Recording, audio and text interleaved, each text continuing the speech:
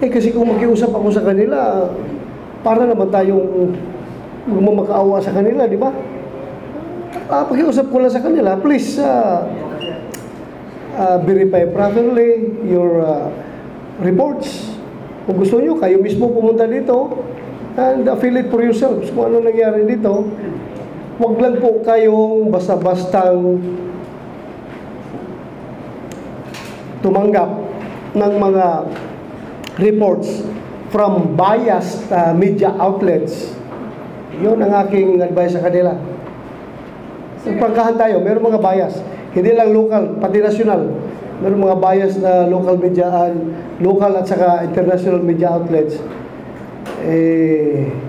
Ang nakikita lang nila, yung masamang nangyayari, yung kabutihang nangyayari sa Pilipinas, na dulot ng ating war on drugs, hindi po nila binabalita. Binabalita lang nila kung ano yung masama. Yung maliit na masama, makita nila, pinapalaki nila. Yung napakalaking kabutihan na nangyari ngayon, hindi nila pinapakita.